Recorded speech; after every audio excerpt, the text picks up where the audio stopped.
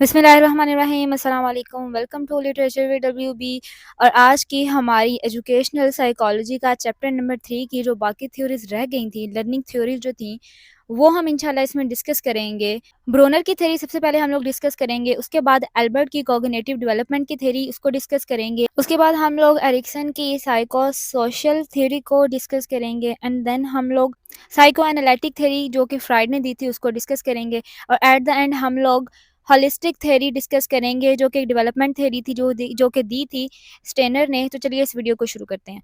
सबसे पहले हम लोग बात करते हैं डिस्कवरी लर्निंग बाय ब्रोनर, जो कि ब्रोनर ने एक थ्योरी दी थी। ये थ्योरी जो थी वो एजुकेशनल थ्योरी थी और साथ में इसको एक अप्रोच भी माना जाता है जो कि स्टूडेंट सेंटर्ड लर्निंग थी।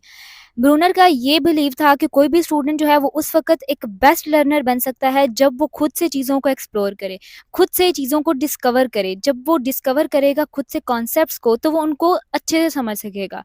क्योंकि एक चीज़ जो हम लोगों ने खुद से डिस्कवर की होती है वो हमें हमेशा याद रहती है कि हमने किस तरह से डिस्कवर की थी। तो उसका ये मानना था कि रेदर देन कि हम लोग दूसरों से परसीव करें कोई भी इन्फॉर्मेशन, बच्चों को ये चाहिए कि वो खुद से डिस्कवर करें कोई भी इन्फॉर्मेशन किसी भी चीज़ के बारे में। इनमें जो सबसे पहला पॉइंट है इसके जो की एस्पेक्ट्स में से, वो है प्रॉब्लम सॉल्विंग। प्रॉब्लम सॉल्विंग जो है ये, इसमें बच्चों को एक प्रॉब्लम दी जाती है, ओपन एंडेड प्रॉब्लम या फिर टास्क का नाम दिया जाता है। इनको एक ऐसा टास्क दिया जाता है जिसमें कि वो लोग खुद से सोचते हैं, ठीक है, और उसके बाद वो क्रिएटिविटी करते हैं और एंड देन उसका वो सॉल्यूशन निकालते हैं। उसके बाद जो इस थ्योरी का नेक्स्ट पॉइंट था वो था कंस्ट्रक्टिविज्म। इसमें क्या है कि स्टूडेंट्स जो हैं वो खुद बिल्डअप करते हैं अपनी अंडरस्टैंडिंग को और अपने कॉन्सेप्ट्स को, किसके थ्रू, अपने ऑन एक्सपीरियंसेस के थ्रू, अपने इन्वायरमेंट के साथ जो भी वो इंटरेक्शन करते हैं उसके थ्रू वो अपने अपने ऑन कॉन्सेप्ट्स और अंडरस्टैंडिंग को बिल्डअप करते हैं।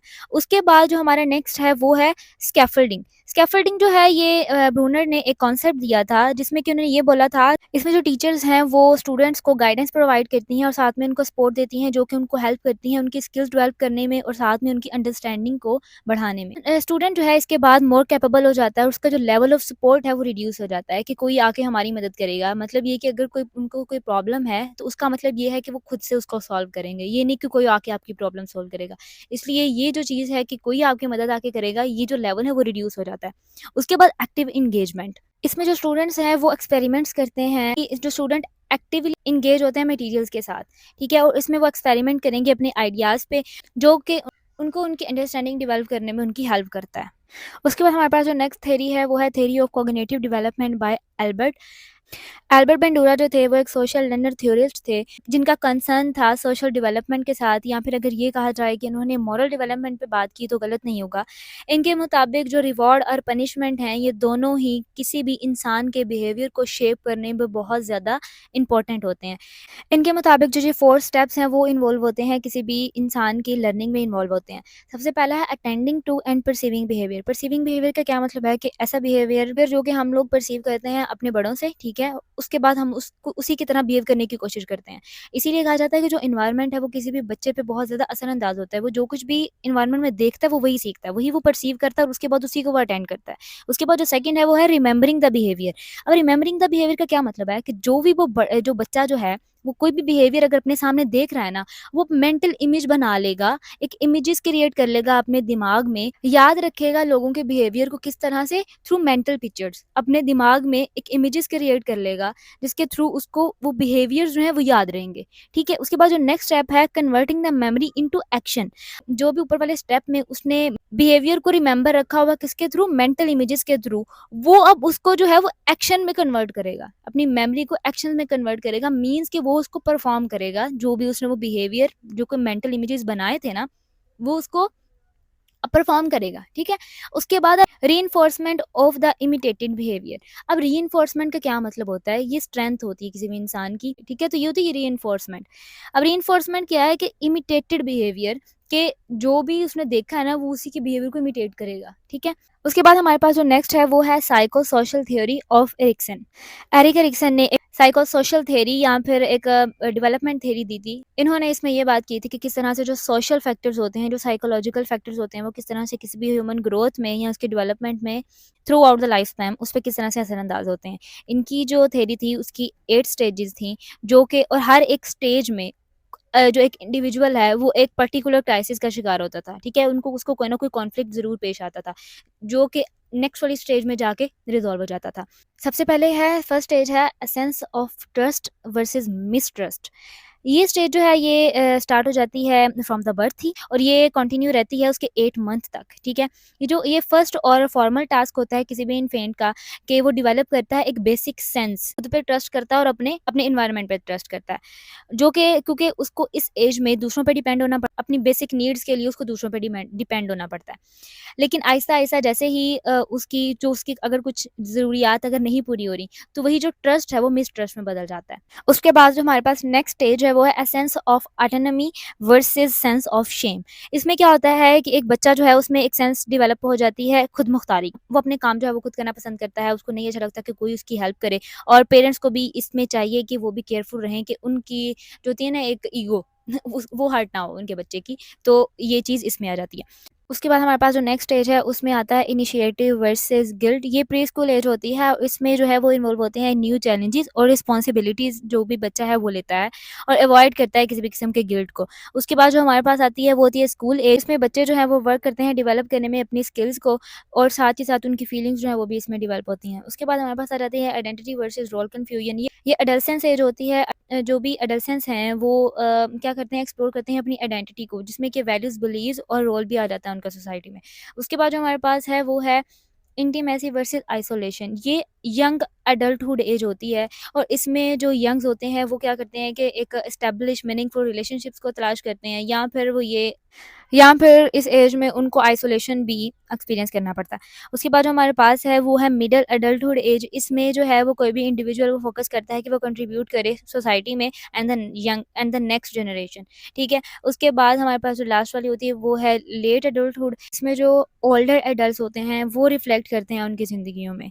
उसके बाद हमारे पास जो नेक्स्ट है वो है psychoanalytic theory by Sigmund Freud. Sigmund Freud ने जो साइकोएनालिटिक थ्योरी दी थी, ये एक फाउंडेशनल साइकोलॉजिकल थ्योरी मानी जाती है जो कि फोकस करती है अनकॉन्शियस माइंड पे कि अनकॉन्शियस माइंड का क्या रोल है किसी भी ह्यूमन के बिहेवियर को शेप करने में, उसका बिहेवियर शेप करने में और उसकी पर्सनैलिटी शेप करने में एक अनकॉन्शियस माइंड का क्या रोल है।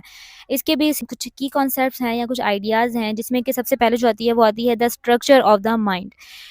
सिगमंड फ्राइड ने ये प्रपोज किया था कि जो माइंड है ना वो 3 हिस्सों में डिवाइड है। किस तरह से? जो पहला हिस्सा है वो है कॉन्शियस माइंड। कॉन्शियस माइंड क्या है कि ऐसी इन्फॉर्मेशन जिससे हम लोग करंटली अवेयर हों, ठीक है? उसके बाद pre conscious mind. Pre conscious mind हमारी थॉट्स होती हैं, मेमोरीज़ होती हैं जिससे कि हम लोग इमीडिएटली अवेयर तो नहीं होते हैं लेकिन हम आहिस्ता-आहिस्ता उसको अपनी कॉन्शियसनेस में लेके आ सकते हैं। मतलब ये कि अगर फॉर एग्ज़ाम्पल अगर हमारे सामने कोई बात हो रही है और हमें नहीं याद आ रहा कि ये बात हमने कभी पहले सुनी है या हम इसके बारे में अवेयर हैं या नहीं। लेकिन अगर हम दोबारा उसके बारे में सोचेंगे तो मतलब ये कि हम लोग को दोबारा याद आ जाता है कि हाँ, ये बात मैंने सुनी थी। मैं इसका क्या मतलब हुआ कि वो हमारी थॉट्स एंड मेमोरी में ऑलरेडी वो बात थी, ठीक है? और आहिस्ता-आहिस्ता हम लोग जो प्री कॉन्शियसनेस जो मेमोरी है उसको हम कॉन्शियसनेस में लेके आ सकते हैं। उसके बाद जो थर्ड वाली है वो है अनकॉन्शियस माइंड। ये थॉट्स, डिज़ायर्स और मेमोरी होती हैं जो कि हिडन होती है कॉन्शियस माइंड से। उसके बाद हमारे पास जो नेक्स्ट है वो है स्ट्रक्चर ऑफ पर्सनैलिटी। फ्राइड ने इसको भी 3 हिस्सों में डिवाइड किया है जो कि जो सबसे पहला पार्ट है वो है आईडी। आईडी जो है ना ये एक प्राइमरी पार्ट है जो सबसे पहला पार्ट है। इसमें हम लोगों की डिज़ायर्स आ जाती हैं और प्रायर प्रिंसिपल्स आ जाते हैं, ठीक है? उसके बाद है ईगो। ये ईगो जो है वो आईडी और सुपर ईगो के जो सेंटर वाला हिस्सा है ना वो आता है। आईडी में जो भी डिमांड्स होती हैं वो और सुपर ईगो में मॉरल्स की बात होती है वो। उनके जो दरमियान वाला सेंटर वाला हिस्सा है ना उसको हम लोग ईगो बोलते हैं। और ये जो है ना ये रियलिटी बेस्ड होता है, ठीक है? जो इसके प्रिंसिपल्स होते हैं ना वो रियलिटी प्रिंसिपल्स होते हैं। उसके बाद आ जाती है हमारे पास सुपर ईगो। सुपर ईगो में हम लोग मॉरल्स की बात करते हैं, हमारी नॉर्म्स और वैल्यूज़ वगैरह आ जाती हैं। उसके बाद इनकी थ्योरी का जो नेक्स्ट पार्ट है वो है डिफेंस मैकेनिज़्म। फ्राइड ने ये प्रपोज़ किया था कि कोई भी इंडिविजुअल है वो अपना डिफेंस मैकेनिज़्म जो है वो यूज़ करता है, खुद को प्रोटेक्ट करने के लिए। किससे? परेशानी से, ठीक है? वो अपना मेंटल साइकोलॉजिकल जो इक्विलिब्रियम है उसको मेंटेन रखने के लिए अपने डिफेंस मैकेनिज़्म को इस्तेमाल करता है। जिसमें कि अगर एग्ज़ाम्पल की बात करें तो रिप्रेशन आ जाता है। रिप्रेशन का क्या मतलब है कि pushing unpleasant thoughts into the unconscious. मतलब ये कि अगर कोई भी ऐसे थॉट्स हो के आपको परेशान कर रही हैं जो कि आपके लिए नाखुशगवार हैं, उनको आप क्या कर दो अनकॉन्शियसनेस माइंड में फेंक दो कि हम इसको जानते ही नहीं हैं, ठीक है? उसके बाद डैनियल आ जाता है, इसमें ये कि आप लोग रिफ्यूज़ कर देते हो रियलिटी को, उसके बाद प्रोजेक्शन। उसके बाद जो उसकी नेक्स्ट स्टेज है वो है साइकोसेक्सुअल स्टेजेस। इसको भी फ्राइड ने 5 स्टेजेस में डिवाइड किया है। I don't want to elaborate them. अगर आप इसके बारे में जानना चाहते हैं तो आप इसको बुक से रीड कर सकते हैं। उसके बाद हम लोग नेक्स्ट थ्योरी पे चलते हैं जो कि है holistic theory of development by Steiner. Steiner की इस थ्योरी में हम लोग को एक न्यू चीज़ देखने को मिलेगी जो कि इन्होंने बोला था कि स्पिरिचुअल डेवलपमेंट होती है इंसान में। इसका ये बिलीव था कि कोई भी इंसान जो है वो किस तरह से इसकी ह्यूमन डेवलपमेंट होती है फिजिकल, इमोशनल, इंटेलेक्चुअल और स्पिरिचुअल एस्पेक्ट से किसी भी इंडिविजुअल की जो ग्रोथ है वो होती है। इसके भी कुछ की फैक्टर्स हैं जो कि सबसे पहले आता है डेवलपमेंट स्टेज। इनका ये मानना था कि ह्यूमन लाइफ है वो आहिस्ता-आहिस्ता अनफोल्ड होती जाती है, ठीक है? और वो डिफरेंट स्टेजेस से गुज़रता है और हर एक स्टेज की अपनी यूनिक कैरेक्टरिस्टिक्स होती हैं और उसकी डेवलपमेंट होती हैं। और इसके जो स्टेजेस हैं, जो अगर हम रफली बात करें, हम इसके पूरे चैप्टर में तकरीबन हमने इन्हीं स्टेजेस पे बात की है कि सबसे पहले चाइल्डहुड आता है, एडोलेसेंस एज आती है और एडल्टहुड एज आती है। उसके बाद हमारे पास जो नेक्स्ट है वो है रोल ऑफ एजुकेशन। स्टेनर का ये कहना था कि एजुकेशन जो है वो एक क्रिटिकल रोल प्ले करती है कि किसी भी चाइल्ड की नर्चरिंग में। नर्चरिंग क्या होता है ये मैं ऑलरेडी पिछले वीडियो में डिस्कस कर चुकी हूँ। अगर आपने वीडियो नहीं देखी तो आप लोग को जाके देख सकते हैं। ये फाउंडर थे वाल्डॉर्फ एजुकेशन सिस्टम के, जो कि बेस था इनकी इसी डेवलपमेंट थ्योरी के प्रिंसिपल्स पे। वाल्डॉर्फ जो इनका स्कूल था उसमें जो करिकुलम डिज़ाइन किया जाता था वो किस तरह से डिज़ाइन किया जाता था कि उसमें फिजिकल, इमोशनल, इंटेलेक्चुअल और स्पिरिचुअल नीड्स को देखा जाता था किसी भी स्टूडेंट के। उसके बाद हमारे पास है बैलेंस एंड हार्मनी।